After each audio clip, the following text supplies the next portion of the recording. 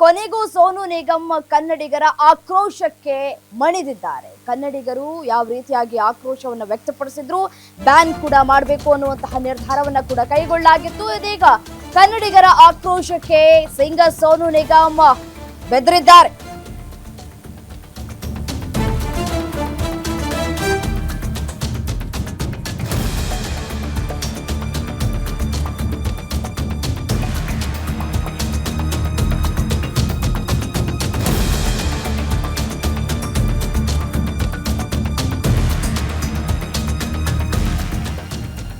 ಕನ್ನಡಿಗರಿಗೆ ಸಿಂಗರ್ ಸೋನು ನಿಗಮ್ ಸಾರಿ ಕೇಳಿದ್ದಾಯ್ತು.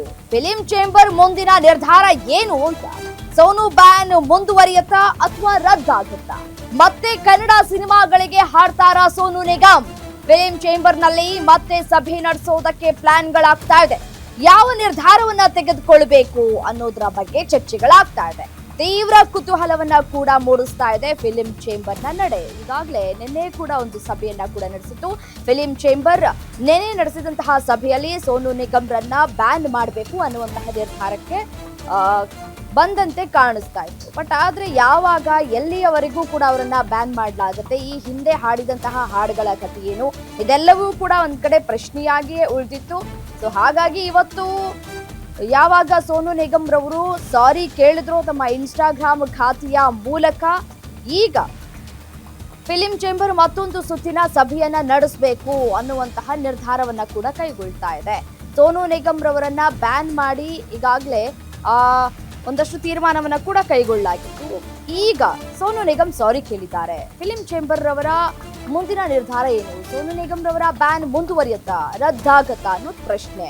ಮತ್ತೆ ಕನ್ನಡ ಸಿನಿಮಾಗಳಿಗೆ ಸೋನು ನಿಗಮ್ ಹಾಡ್ತಾರಾ?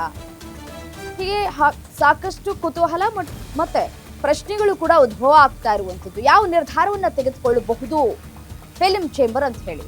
ಮತ್ತೆ ಸೋನು ನಿಗಮ್ ಅವರು ಜಸ್ಟ್ ಒಂದು ಪೋಸ್ಟ್ ಹಾಕೋದ್ರ ಮೂಲಕ ಸಾರಿ ಕೇಳಿದ್ದಾರೆ. ಇದಕ್ಕೂ ಕೂಡ ಆಕ್ರೋಶಗಳು ಕೂಡ ವ್ಯಕ್ತವಾಗ್ತಾ ಇರುವಂತದ್ದು. ಯಾಕಂತಂದ್ರೆ ವಿಡಿಯೋ ಮೂಲಕ ಅವರು ತಮ್ಮ ಆಕ್ರೋಶವನ್ನ ಮತ್ತೆ ವ್ಯಕ್ತಪಡಿಸಿದ್ರು. ಯಾವಾಗ ಖಾಸಗಿ ಕಾರ್ಯಕ್ರಮ ಆಯ್ತು, ಆ ಕಾರ್ಯಕ್ರಮದಲ್ಲಿ ಕನ್ನಡ ಹಾಡು ಹಾಡಿ ಅಂತ ಹೇಳಿದ್ದಕ್ಕೆ ಅಂತ ಹೇಳಿ ಕೋಪಗೊಂಡಂತಹ ಸೋನು ನಿಗಮ್ ಅವರು ಪಹಲ್ಗಾಮ್ಗೆ ಕನ್ನಡವನ್ನ ಹೋಲಿಕೆ ಮಾಡಿದ್ರು. ಅದಕ್ಕೆ ಕನ್ನಡಿಗರು ತಮ್ಮ ಆಕ್ರೋಶವನ್ನ ಕೂಡ ವ್ಯಕ್ತಪಡಿಸಿದ್ರು. ಅದಾದ ನಂತರವೂ ಕೂಡ ತಮ್ಮ ಉದ್ದಟತನವನ್ನ ಅವರು ಮುಂದುವರಿಸಿದ್ರು. ಅಲ್ಲೂ ಕೂಡ ಅಂದ್ರೆ ಇನ್ಸ್ಟಾಗ್ರಾಮ್ನಲ್ಲಿ ವಿಡಿಯೋ ಬಿಡುಗಡೆ ಮಾಡಿದಂತಹ ಸಂದರ್ಭದಲ್ಲೂ ಕೂಡ ಅವರು ಉದ್ದಟತನವನ್ನ ತೋರಿಸಿದ್ರು. ಕ್ಷಮೆ ಕೇಳುವಂತಹ ಕೆಲಸವನ್ನ ಮಾಡಲಿಲ್ಲ.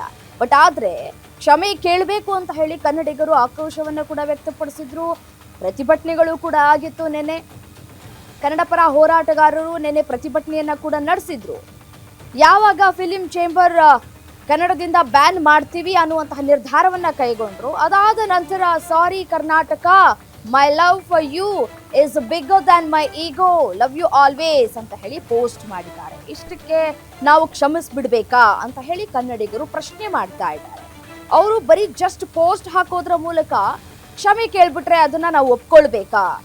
ವಿಡಿಯೋ ಮಾಡಿ ಅವರು ಕ್ಷಮೆ ಕೇಳಬೇಕು ಅನ್ನುವಂತಹ ಮಾತುಗಳು ಕೂಡ ಈಗ ಕೇಳಿ ಬರ್ತಾ ಇದೆ. ಸೊ ಹಾಗಾಗಿ ಫಿಲಿಂ ಚೇಂಬರ್ಗೆ ಇದು ಒಂದು ಕಡೆ ಯಕ್ಷ ಪ್ರಶ್ನೆ ಆಗಿದೆ. ಏನು ಮಾಡೋದು, ಮುಂದೆ ಯಾವ ರೀತಿಯಾದಂತಹ ನಿರ್ಧಾರವನ್ನ ಕೈಗೊಳ್ಳುತ್ತೆ ಫಿಲಿಂ ಚೇಂಬರ್? ಮತ್ತೆ ಕನ್ನಡ ಸಿನಿಮಾಗಳಿಗೆ ಸೋನು ನಿಗಮ್ ಅವರ ಹಾಡ್ತಾರಾ? ಫಿಲಿಂ ಚೇಂಬರ್ನಲ್ಲಿ ಮತ್ತೆ ಸಭೆ ನಡೆಸೋದಕ್ಕೆ ಒಂದಷ್ಟು ಪ್ಲಾನ್ಗಳು ಕೂಡ ಆಗ್ತಾ ಇದೆ. ಯಾವ ನಿರ್ಧಾರ ಕೈಗೊಳ್ಳುತ್ತೆ? ಬ್ಯಾನ್ ಏನು ಮಾಡಿದ್ಯೋ ಈಗ ಒಂದು ಬ್ಯಾನ್ ಅನ್ನ ಮುಂದುವರ್ಸ್ಕೊಳ್ತಾ ಹೋಗೋದಾದ್ರೆ ಎಷ್ಟು ದಿನಗಳ ಕಾಲ ಪನಿಷ್ಮೆಂಟ್, ಎಷ್ಟು ದಿನಗಳ ಕಾಲ ಶಾಕ್ ಕೊಡುತ್ತೆ? ಈಗಾಗಲೇ ಹಾಡನ್ನ ಹಾಡಿದ್ದಾರೆ, ಒಂದಷ್ಟು ಸಿನಿಮಾದ ಹಾಡುಗಳನ್ನ ಕೂಡ ಹಾಡಿದ್ದಾರೆ. ಸಿನಿಮಾ ನಿರ್ಮಾಪಕರು, ನಿರ್ದೇಶಕರು ಕೂಡ ಹಾಡನ್ನ ಹಾಡಿಸಿದ್ದಾರೆ. ಈಗಾಗಲೇ ಅವರ ಹಾಡುಗಳನ್ನ ಬಿಡುಗಡೆ ಮಾಡಬಾರ್ದು ಅನ್ನುವಂತಹ ಕೂಗಳು ಕೂಡ ಕೇಳಿ ಬಂದಿತ್ತು. ಯಾವಾಗ ಸಾರಿ ಕೇಳಿದ್ರು ಅದಾದ ನಂತರ ಫಿಲಿಂ ಚೇಂಬರ್ ಯಾವ ನಿರ್ಧಾರ ಕೈಗೊಳ್ಳುತ್ತೆ ಅನ್ನೋದು ಪ್ರಶ್ನೆ. ಇಷ್ಟಕ್ಕೆ ನಾವು ಸುಮ್ಮನೆ ಬಿಡೋದಿಲ್ಲ, ಬರೀ ಸಾರಿ ಕೇಳ್ಬಿಟ್ರೆ ಪೋಸ್ಟ್ ಹಾಕ್ಬಿಟ್ರೆ ಸಾಕಾ? ಬಟ್ ಅವರು ಒಲ್ಲದ ಮನಸ್ಸಿನಿಂದ ಸಾರಿ ಕೇಳಿದ್ದಾರೆ ಅನ್ನುವಂತಹ ಮಾತುಗಳು ಕೂಡ ಕೇಳಿ ಬರ್ತಾ ಇದೆ. ಅವರು ಮನಸ್ಸಿನಿಂದ ಸಾರಿ ಕೇಳಿದ್ರೆ ನಾವು ಅದನ್ನ ಎಕ್ಸೆಪ್ಟ್ ಮಾಡ್ತೀವಿ ಅಂತ ಹೇಳಿ ಕನ್ನಡಿಗರು ಹೇಳ್ತಾ ಇರುವಂಥದ್ದು. ಜಸ್ಟ್ ಒಂದು ಪೋಸ್ಟ್ ಯಾರು ಬೇಕಾದ್ರೂ ಮಾಡ್ತಾರೆ, ಪೋಸ್ಟ್ನ ಸಾರಿ ಅಂತ ಕೇಳಿ ಯಾರು ಬೇಕಾದ್ರೂ ತಪ್ಪು ಮಾಡಿ ಯಾರು ಬೇಕಾದ್ರೂ ಸಾರಿ ಕೇಳಬಹುದಾ ಅನ್ನುವಂತಹ ಮಾತುಗಳು ಕೂಡ ಕೇಳಿ ಬರ್ತಾ ಇದೆ. ಸೊ ಹಾಗಾಗಿ ವಾಟ್ ನೆಕ್ಸ್ಟ್, ಏನ್ ನಿರ್ಧಾರ ಕೈಗೊಳ್ಳುತ್ತೆ ಫಿಲಿಂ ಚೇಂಬರ್ ಅನ್ನೋದು ಪ್ರಶ್ನೆ ಆಗಿರುವಂಥದ್ದು. ತೀವ್ರ ಕುತೂಹಲ ಕೂಡ ಕೆರಳಿಸ್ತಾ ಇದೆ ಫಿಲಿಂ ಚೇಂಬರ್ ನಡೆ.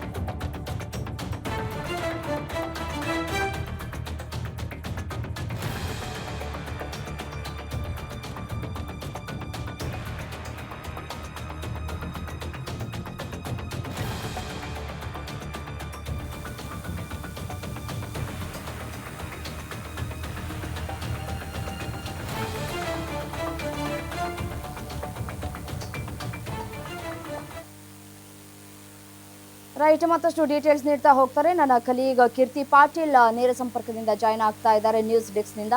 ಎಸೇನು ಕೀರ್ತಿ, ಸೋನು ನಿಗಮ್ ಅವರು ಸಾರಿ ಕೇಳಬೇಕು ಅನ್ನೋದು ಕನ್ನಡಿಗರ ಕೂಗಾಗಿತ್ತು. ಅವರು ಸಾರಿ ಕೇಳಿದ್ದಾರೆ, ಬಟ್ ಆದ್ರೆ ಆ ಸಾರಿ ಕೇಳಿರುವಂತಹ ರೀತಿ ನಮ್ಮ ಕನ್ನಡಿಗರಿಗೆ ಇಷ್ಟ ಆಗ್ತಾ ಇಲ್ಲ. ಜಸ್ಟ್ ಒಂದು ಪೋಸ್ಟ್ ಮಾಡೋದ್ರ ಮೂಲಕ ಸಾರಿ ಕೇಳಿದ್ದಾರೆ. ಇದನ್ನ ಎಷ್ಟರ ಮಟ್ಟಿಗೆ ಅಕ್ಸೆಪ್ಟ್ ಮಾಡಬೇಕು ಅನ್ನೋದು ಒಂದ್ ಕಡೆ ಪ್ರಶ್ನೆ. ಆದ್ರೆ ಫಿಲಿಂ ಚೇಂಬರ್ನ ಮುಂದಿನ ನಡೆ ಏನು ಅಂತ. ಈಗಾಗಲೇ 4 ದಿನ ಕಳೆದಿದೆ ಸೋನು ನಿಗಮ್ ಅವರ ವಿವಾದಾತ್ಮಕ ಹೇಳಿಕೆ ಅವರು ಕೊಟ್ಟಿರುವಂಥದ್ದು, ಅಂದರೆ ಕನ್ನಡವನ್ನು ಉಗ್ರರಿಗೆ ಹೋಲಿಸಿರುವಂಥದ್ದು. ಸದ್ಯ ಎಲ್ಲ ವಿಚಾರಗಳನ್ನು ಚರ್ಚೆ ಆದಮೇಲೆ ಫಿಲ್ಮ್ ಚೇಂಬರ್ ಅವರು ನಿನ್ನೆ ಅಷ್ಟೇ ಮಹತ್ವದ ಸಭೆಯನ್ನು ಕರೆದಿದ್ರು. ಅಲ್ಲೂ ಸಹ ಮಾತನಾಡಿದ್ರು, ಬ್ಯಾನ್ ಅನ್ನುವಂಥದ್ದು ಖಂಡಿತವಾಗ್ಲೂ ನಾವು ಮಾಡೋದಕ್ಕಾಗೋದಿಲ್ಲ, ಕಾನೂನಿಗೆ ಮಾತ್ರ ಅಧಿಕಾರ ಇರೋದು, ನಾವು ಬ್ಯಾನ್ ಅನ್ನುವಂಥ ವರ್ಡ್ ಕೂಡ ಈ ಒಂದು ಫಿಲ್ಮ್ ಚೇಂಬರ್ನಲ್ಲಿ ನಾವು ಅದನ್ನು ಪದ ಬಳಕೆ ಮಾಡೋಕ್ಕೂ ಆಗೋದಿಲ್ಲ. ಬೇಕಾದರೆ ನೀವು ಬ್ರೇಕ್ ಹಾಕ್ಬೋದು, ಜೊತೆಗೆ ನಿರ್ದೇಶಕರು ನಿರ್ಮಾಪಕರು ಪ್ರತಿಯೊಬ್ಬರು ಸೇರಿ ಈ ಕುರಿತು ಮಾತನಾಡಬಹುದು. ಅವಕಾಶಗಳನ್ನು ಅವರಿಗೆ ಕೊಡೋದ್ರಲ್ಲಿ ನಾವು ಕಡಿಮೆ ಮಾಡಬಹುದು, ಅಥವಾ ಅವಕಾಶನ ಕೊಡದೇ ಇದ್ರೂ ಪರವಾಗಿಲ್ಲ. ಆದರೆ ಬ್ಯಾನ್ ಅನ್ನುವಂಥದ್ದು ನಾವು ಖಂಡಿತವಾಗ್ಲೂ ಮಾಡೋಕ್ಕಾಗೋದಿಲ್ಲ, ಕಲಾವಿದರಿಗೆ ಇದು ಸೂಕ್ತ ಅಲ್ಲ ಅನ್ನೋಂಥದ್ದನ್ನು ಅವ್ರು ಹೇಳಿದರು. ಜೊತೆಗೆ ನಾನ್ ಕೋಆಪರೇಷನ್ ಅನ್ನೋವಂಥ ಒಂದು ಮೂಮೆಂಟ್ ಅವರು ಹೇಳಿರೋವಂಥದ್ದು, ಅಂದರೆ ಸಾರಿ ಕೇಳೋವರೆಗೂ, ಕ್ಷಮೆ ಯಾಚಿಸೋವರೆಗೂ ನಾವು ಇದನ್ನು ಹೋಲ್ಡ್ ಇಡೋಣ ಈ ಒಂದು ವಿಚಾರವನ್ನು ಅನ್ನುವಂಥದ್ದನ್ನು ಫಿಲ್ಮ್ ಚೇಂಬರ್ ಅಧ್ಯಕ್ಷರು ನರಸಿಂಹಲು ಅವರು ಕೂತ್ಕೊಂಡು ನಿನ್ನೆ ಮಾತನಾಡಿದ್ದಾರೆ. ಆದರೆ ನಿನ್ನೆ ಅಷ್ಟೇ ಒಂದು ಸಂಜೆ ಅಷ್ಟೇ ಒಂದು ಪೋಸ್ಟನ್ನು ಮಾಡಿದರು, ಸುದೀರ್ಘವಾಗಿ ಒಂದು ಪತ್ರವನ್ನು ಬರೆದು ಅದರಲ್ಲಿ ಸಹ ಸೋನು ನಿಗಮ್ ಅವರು ತಮ್ಮ ಸಮಜಾಯಿಷಿ ಕೊಡೋಕೆ ನೋಡಿದ್ರು, ಸಮರ್ಥೆಯನ್ನು ಮಾಡಿಕೊಂಡ್ರು, ಆದರೆ ಕ್ಷಮೆಯನ್ನು ಕೇಳಿರಲಿಲ್ಲ. ಆದರೆ ತಡರಾತ್ರಿ ಅವರು ಕ್ಷಮೆಯನ್ನು ಕೇಳಿರುವಂಥದ್ದು, ನನ್ನ ಅಹಂಕಾರ ನನ್ನ ಗರ್ವಕ್ಕಿಂತ ಹೆಚ್ಚಾಗಿ ನಾನು ಕನ್ನಡಿಗರನ್ನ ಪ್ರೀತಿಸ್ತೀನಿ, ಈ ಕಾರಣಕ್ಕಾಗಿ ಕ್ಷಮೆಯನ್ನು ಯಾಚಿಸ್ತಿದ್ದೀನಿ ಅನ್ನುವಂಥ ಒಂದು ಪೋಸ್ಟ್ನ ಹರಿಬಿಡ್ತಾರೆ. ಆದರೂ ಎಲ್ಲೋ ಕನ್ನಡಿಗರಿಗೆ ಇದು ಇಷ್ಟ ಆಗಿಲ್ಲ, ತೃಪ್ತಿ ಆಗಿಲ್ಲ ಅಂತಲೇ ಹೇಳ್ಬೋದು. ಬರೀ ಒಂದು ಪೋಸ್ಟ್ ಮಾಡೋ ಮೂಲಕ ಕ್ಷಮೆ ಯಾಚಿಸಿದ್ರೆ ನಮಗೆ ಖಂಡಿತವಾಗ್ಲೂ ಇದು ತೃಪ್ತಿ ತರೋದಿಲ್ಲ. ನೀವು ಹೇಗೆ ಸಾರ್ವಜನಿಕವಾಗಿ ಕನ್ನಡಿಗರನ್ನ ಅವಮಾನಿಸಿದ್ರಿ, ಇದೇ ರೀತಿಯಲ್ಲಿ ನೀವು ವಿಡಿಯೋ ಮಾಡಿ ನಮಗೆ ಹೇಳಬೇಕು ಅನ್ನುವಂಥದ್ದು, ಅಥವಾ ಬೆಂಗಳೂರಿಗೆ ಬಂದು ನೀವು ಕ್ಷಮೆ ಯಾಚಿಸಿದ್ರು ಪರವಾಗಿಲ್ಲ ಅನ್ನುವಂಥದ್ದನ್ನ ಅವರು ಹೇಳಿರುವಂಥದ್ದು. ಆದರೆ ಫಿಲ್ಮ್ ಚೇಂಬರ್ ಅವರು ಮತ್ತೆ ಇವತ್ತು ಈ ಕುರಿತು ಚರ್ಚೆಯನ್ನ ಮಾಡ್ತಾರೆ. ಏನು ಯಾವ ರೀತಿ ನಿರ್ಧಾರವನ್ನ ತೆಗೆದುಕೊಳ್ತಾರೆ ಅನ್ನುವಂಥದ್ದನ್ನ ಕಾದು ನೋಡಬೇಕಾಗಿದೆ ರಮ್ಯಾ.